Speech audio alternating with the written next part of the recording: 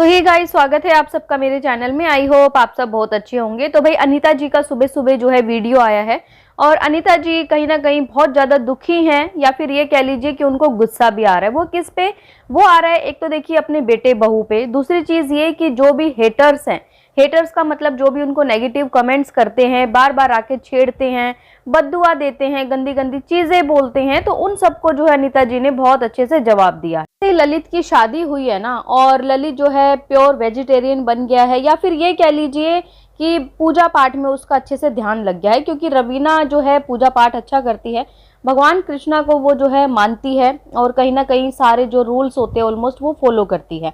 तो इस चीज को देख के बहुत सारे लोग ऐसे हैं जो कि अनीता जी के हेटर्स हैं, जा जाके कमेंट करते हैं कि अनीता तुमने कभी कुछ सिखाया नहीं कि अपने बच्चे को, अपनी बहू को देखो जाके कितनी अच्छी चीजें सिखा रही है। तुम्हारा बच्चे ने जो है नॉनवेज छोड़ दिया है, तुम्हारा बच्चा जो है डेली पूजा पाठ करने लगा है, तुमने तो कुछ सिखाया ही नहीं है।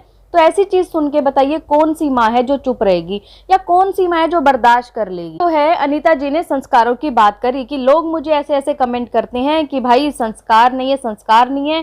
तो भाई ललित तो बोलता था कि मेरे भगवान तो आप लोग हो। जब भी मैं अपने बेटे को बोलती थी ना कि जा मंदिर जा, भगवान शिव जी पे जल चढ़ा के, तो बोलते थे कहाँ मंदिर जाना है, मेरा मंदिर तो यही है और मेरे भगवान तो मेरे सामने बैठे हैं।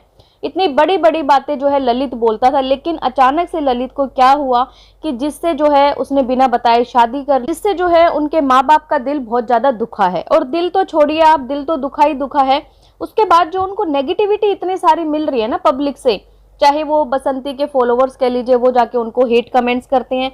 इनका और बसंती का भी आपस में जो है कंट्रोवर्सी चलती रहती है। लेकिन अभी बात यहाँ पे ललित की। दूसरी तरफ अगर मैं बात करूँ दादाजी की, एक दो दिन पहले की वीडियो है, दादाजी जब बैठे हुए थे इनके साथ, जो इनकी बेटी भी बैठी हुई थी, तो दादाजी ने भी टोंट इनको अच्छे से मारे हैं ललित को लेके कि बहुत ही, वो तो बहुत आज्ञाकारी पुत्र था, क्या गार्जियन की कोई भी वो नहीं होती है क्या, कोई इन्वॉल्वमेंट नहीं होती है क्या, पूछना नहीं चाहिए था, नालायक है, ऐसे ऐसे वो अपनी लैंग्वेज में बोल रहे थे। तो वहां पे अनीता ने क्या किया था, ऐसा नहीं कि अपने बेटे बहू को जो है वो भी साथ में दादाजी के मिल गई हैं और उल्टा सीधा बोलने लगे, नहीं। कहीं ना कहीं उन्होंने अपने बेटे बहू के लिए स्टैंड लिया था, जहां उन्होंने बोला था कि अगर ललित ने शादी किया है, अगर लड़की ने भी तो कुछ देखा ही होगा ना, और आजकल की जो लड़कियां हैं लायक ही लड़का ढूंढती हैं, नालायक नहीं ढूंढती, कुछ खूबी होगी, लायक होगा हमारा लड़का तभी तो शादी हुई है। ऐसे कहीं ना कहीं अनीता जो है अंदर से बहुत ज्यादा परेशान है। परेशान सिर्फ इसलिए कि भाई एक तो नेगेटिव कमेंट आ रहे हैं, दूसरी बात कि जब से वो गांव में गई हैं उसके बाद हो सकता है कि आस पड़ोस वालों ने भी बहुत सवाल करे होंगे। और ऐसा हो नहीं सकता कि देखिए सिटी और गांव की लाइफ बिल्कुल अलग होती है। सिटी में क्या होता है कि किसी को किसी से कोई मतलब नहीं होता, बहुत कम लोग आपस में जो है बात करते हैं, या फिर वो एक बॉन्ड जो कहते हैं ना वो बनाते हैं। लेकिन गांव में क्या होता है, पूरा गांव एक परिवार की तरह होता है। वहां पे अगर किसी के घर में कुछ हुआ है ना, तो 10 घर जो है उठ के वहां पे आके खड़े हो जाते हैं, उनसे पूछते हैं। अगर शादी ब्याह होगा तो पूरा गांव जो है वहां पे हेल्प करेगा उन लोग भी, किसी के ऊपर कोई मुसीबत आई है तब भी लोग खड़े होंगे।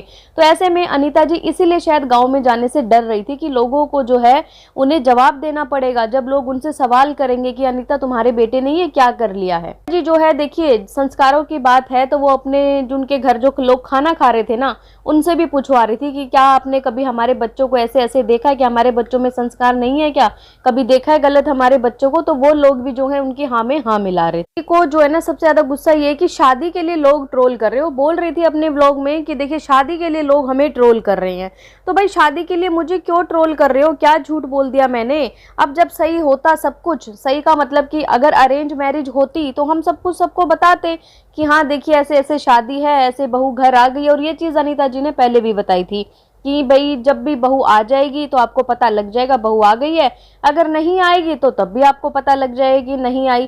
तो वहीं पे रवीना के ऊपर भी बहुत सारे लोग सवाल कर रहे हैं कि रवीना तुमने तो उनके बेटे को अलग ही कर दिया है, ठीक है। और इसका जवाब जो है रवीना ने अपनी वीडियो में भी दिया था लोगों को कि देखिए मैंने कोई यहाँ पे किडनैप नहीं कर रखा, मैंने कोई किसी को यहाँ पे बांध के नहीं रखा हुआ कि भाई अपने मम्मी पापा के पास मत जाओ।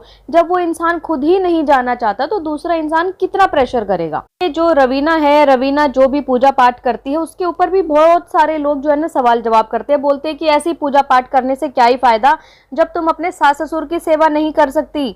तो वहां पे रवीना ने उनको जवाब दिया था कि भाई तुम्हें कैसे पता कि मैं जो है नहीं मिली, ठीक है। मिलने की बात तो देखिए अनीता जी ने भी नहीं बताई थी, उन्होंने ये चीज छुपाई है सबसे, ये उनको मानना होगा। कि हाँ मैंने ये बात नहीं बताई थी, सिर्फ उन्होंने ये बताया था कि ये जो है हमारी एक सब्सक्राइबर थी, बस इतना ही बताया था। लेकिन रवीना ने ये चीज़ जो है डिस्क्लोज कर दी है कि भाई मैं जो हूँ उनसे मुंबई में उनके साथ ही थी, जब वो लोग मुंबई गए थे ना तो मैं उनके साथ ही गई थी। पहले जब रियलिटी पता नहीं है तो फिर कैसे बोलते हैं आप। तो देखिए ये चीज़ यहाँ से क्लियर होती है कि रवीना जो है इन लोगों को पहले से जानती थी और अनीता जी भी रवीना को पहले से जानती थी। लेकिन अब रही बात शादी की, तो हो सकता है कि अनीता जी की जो फैमिली है वो लोग नहीं माने होंगे, एग्री नहीं हुए होंगे और तभी जो है ललित ने शादी कर ली होगी। जी देखिए सच्चाई बताने की बातें भी कर रही थी कि अब मैं सच्चाई बताऊंगी, और सेम आज से पहले कुछ दिन पहले भी उन्होंने ऐसी वीडियो बनाई थी जब वो हिमाचल से घूम के आई थी कि मैं अब सबका पर्दाफाश करूंगी, सबकी सच्चाई बताऊंगी क्या है क्या नहीं, बहुत लोग ऐसे करते हैं वैसा करते हैं। तो देखते हैं कि अनीता जी कब आके सच्चाई बताती है और ऐसी क्या सच है कि भाई जो अनीता जी बताना चाहती हैं और उनके बच्चे उन्हें रोक लेते हैं। और रही बात लाला जी की, तो लाला जी को भी अनीता ने बोला है कि आप ऐसे चुप मत बैठिए और आपको सब पता है, सब पता होने के बाद भी आप चुप क्यों रहते हो, आपको जो है लोगों को सच बताना होगा, अदरवाइज लोग क्या करेंगे कि हमें ही गलत समझ लेंगे।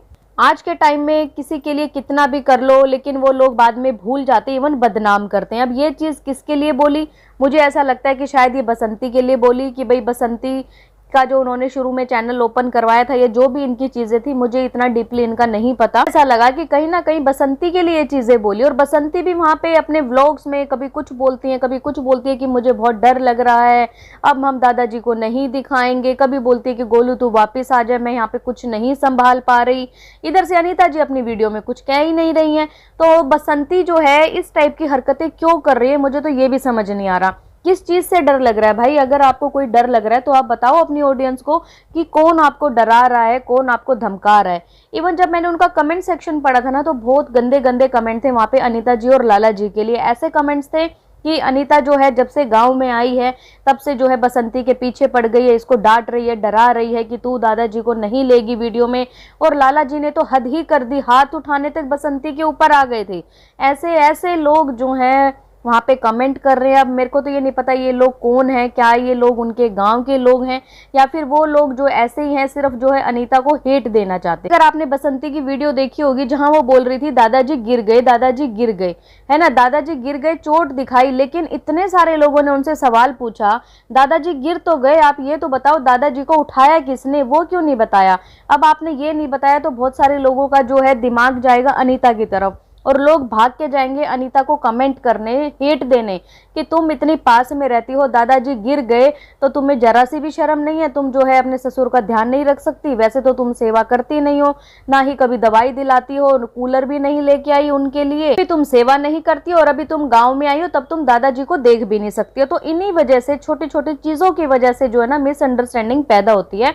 और इनके घर में भी सेम यही चीजें हैं और ये कोई पहली फैमिली नहीं है, ऐसी बहुत सारी फैमिली है देवरानी जेठानी वाली जहां पे सिर्फ और सिर्फ सब्सक्राइबर्स ही जाके आग लगाते हैं। आप लोगों का क्या कहना है इस वीडियो के बारे में कमेंट करके जरूर बताएं। और अगर आपको ये वीडियो पसंद आए तो प्लीज चैनल को लाइक करें, सब्सक्राइब करें, शेयर करें एंड बेल आइकन को प्रेस करना बिल्कुल ना भूलें। सो बाय, मैं मिलती हूँ आपसे एक न्यू वीडियो में, तब तक के लिए बाय।